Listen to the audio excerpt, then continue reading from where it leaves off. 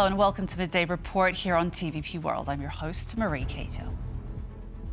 In response to the developing situation at the Polish-German border and ongoing disputes regarding the source of illegal migrants, Prime Minister Donald Tusk announced on Tuesday that Poland will reintroduce temporary controls on its borders with Germany and Lithuania. They will come into force beginning July 7th. These are actions that are supposed to show that Poland is being flooded with illegal migrants from the West. This is not true. There are cases that we are currently investigating in detail. We have communicated to the German side that if there are cases that are doubtful from our point of view, we will have to restore controls on the Polish-German border, and effective ones at that. The European Union has reached a long-term trade agreement with Ukraine. The news was announced by the EU Trade and Agriculture Commissioners, who hailed it as predictable and a reciprocal pact. At the same time, EU Trade Commissioner Maroš Šefčovič added that the fine print of the deal will be finalized in the coming days. The new agreement replaces the autonomous trade measures which have allowed tariff-free agricultural imports from Ukraine since 2022. The revamped framework is structured into 3 tiers, the first offering just a modest opening for Ukraine on products considered by EU countries as sensitive, such as eggs, poultry, sugar, wheat, corn and honey.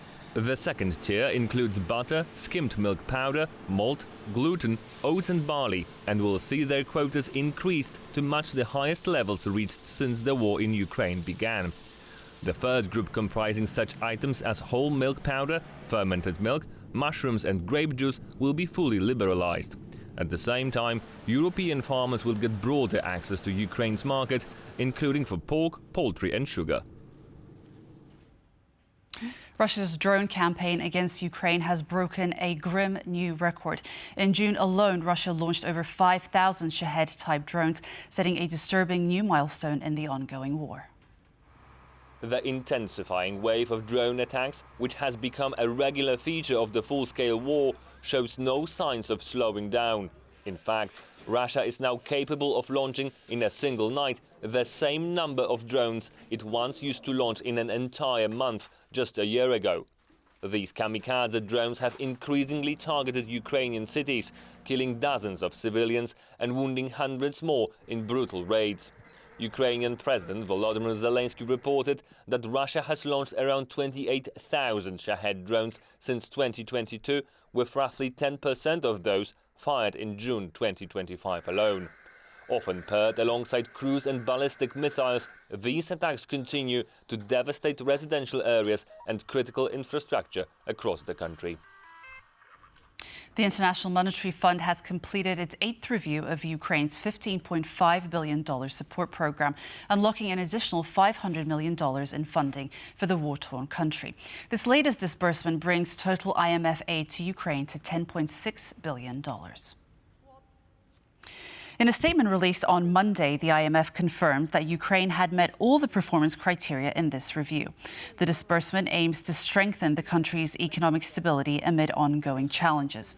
Despite the devastating impact of Russia's war, the IMF praised Ukraine's macroeconomic stability, attributing it to effective policymaking and substantial external support. The IMF also highlighted the need for continued structural reforms, setting 4 new benchmarks set for upgrading Ukraine's financial market infrastructure and aligning it with international standards.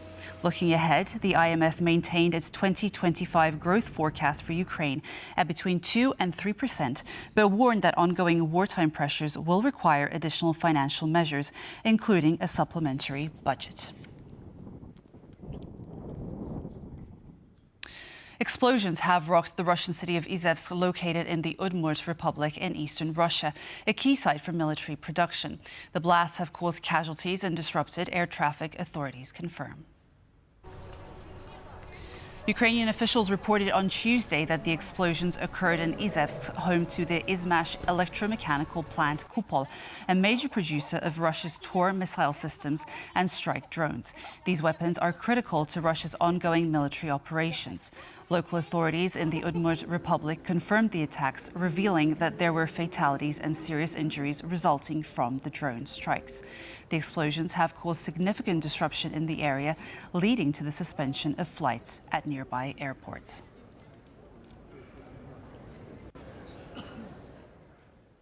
In an exclusive interview with TVP World, Yasif Husseinov, a director at the Center for Analysis of International Relations, discussed the shockwaves caused by recent events in Yekaterinburg, Russia, where Azerbaijani citizens were subjected to extrajudicial killings and torture. He also highlighted how this has brought relations between Russia and Azerbaijan to their lowest point in the post-Soviet era. And the latest events in Yekaterinburg, city of Russia, was shocking to the Azerbaijani society.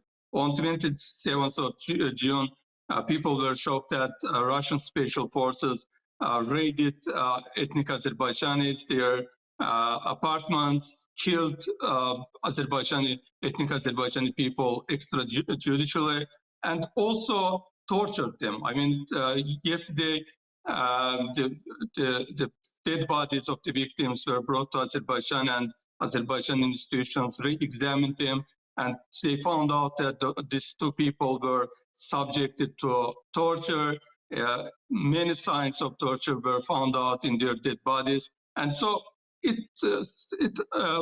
brought the relations to the lowest level in the post-Soviet era, I would say. And at the moment, it is really unpredictable what will come next, because we never had this situation in Russia-Azerbaijan relations. And therefore, the present situation is rather unpredictable for all of us. The Czech Republic has reinstated a ban on taking pictures of military sites, among other national defense regulations, as of this Tuesday. Violations of this policy will result in a fine aiming to increase national security against foreign threats. The Czech Republic recently implemented a ban on taking photos and recording objects marked with specific symbols aimed at improving the country's security systems and complicate the efforts of foreign spies. The ban includes restrictions on sketches, recordings, and the use of drones. Thanks to the new procedure, the military police is now authorized to intervene against individuals violating the terms of the ban and issue fines of up to 100,000 Czech krones, approximately 4,100 euros. These recent measures reflect a wider trend in national security, with similar photography bans being enacted in countries such as Poland and the United Kingdom, according to the Minister of Defense, Jana Czerniechova. In an interview with CBS News, Iran's foreign minister said the country is still open to negotiations with the United States over its nuclear program. At the same time, when asked whether talks could resume as early as this week, Abbas Argachi said it is unlikely the process could restart that quickly. I don't think negotiations will restart as quickly as that. In order for us to decide to re-engage, we will have to first ensure that America will not revert back to targeting us in a military attack during the negotiations. And I think with all these considerations, we still need more time. The doors of diplomacy will never slam shut. One cannot obliterate the technology and science for enrichment through bombings. If there is this will on our part and the will exists in order to once again make progress in this industry, we will be able to expeditiously repair the damage and make up for the lost time. A record-breaking investment deal, a pristine stretch of coastline, and a country caught between fast money and European values. Montenegro, long considered the shining star of the EU accession process, now faces backlash over a controversial agreement with a UAE developer. Aisha Senem Abachi reports from Ulcin, where local voices are calling for transparency and asking who this deal is really for. Montenegro, small, scenic and ambitious. With its Adriatic coastline and steady reform efforts, it's long been considered the EU's most promising candidate in the Western Balkans. But that status may now be at risk. At the center of the concern is a controversial €35 billion investment agreement with the United Arab Emirates. On June 10th, the Montenegrin parliament and prime minister ratified a tourism and real estate cooperation deal with the UAE for the second time. In principle, it's always good when you have an interest of a reputable investor who would like to come to Montenegro, invest money and help our economy. What we don't like about this particular deal and what we've criticized in the parliament is the way it was carried out. So it was not transparent, it was not competitive. The move came after President Jakov Milatovic refused to sign the law, citing possible violations of national legislation. The agreement would allow the construction of a massive luxury resort along Velika Plaža, one of Europe's longest undeveloped beaches located in the coastal city of Alžinj. The area is not only an important ecological zone, but it is also deeply tied to Alžinj's cultural identity and community life, and many worry its futures could now be at risk. On the beach itself, locals worry that the project could reshape Alžinj forever, and not necessarily for the better. Building the apartments for sale in this location, it's not in our interest. We are not like Dubai, like the city that has been built on sand and on a desert. I mean, we do really have experience, we do really have that cultural, natural, historical heritage. The European Commission has raised concerns over the deal's lack of transparency, a key condition under EU's accession rules.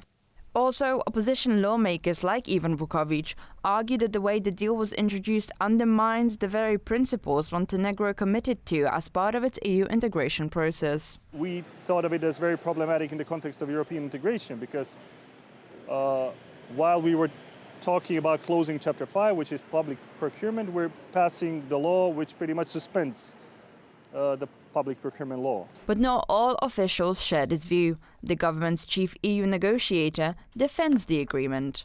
These agreements, of course, are seen by the government as the possibility of Montenegro to further strengthen its economy, to diversify its economy. Despite the ratification of the tourism and real estate agreement between Montenegro and the UAE, many locals continue to hope that their concerns will be taken into account and that the project will not be implemented. As Montenegro works towards EU membership by 2028, this deal bears significant importance. It may showcase whether the country is ready to uphold democratic standards and ensure public trust, or whether fast-tracked investment will come at the expense of EU values.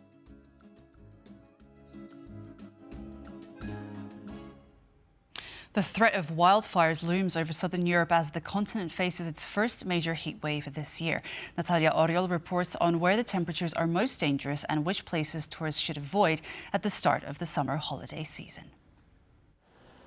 Scorching heat flooded southern Europe on Monday. The temperatures oscillated in the high 30s in Spain, Portugal, and Italy, as local authorities issued extreme weather warnings. Spain is on track to record its hottest June yet. In 2024, the average June temperature in mainland Spain was 19.9 degrees Celsius. It's awful. It makes me collapse. We need to be looking for shade constantly, air conditioning in the car, those who have it, and look, we have these bracelets that ring with all these heat warnings. Last week, thermometers in Athens showed 42 degrees, prompting local authorities to set up air-conditioned places of refuge in the Greek capital. We accept Greeks and tourists, which come here and need a break from the very hot temperatures.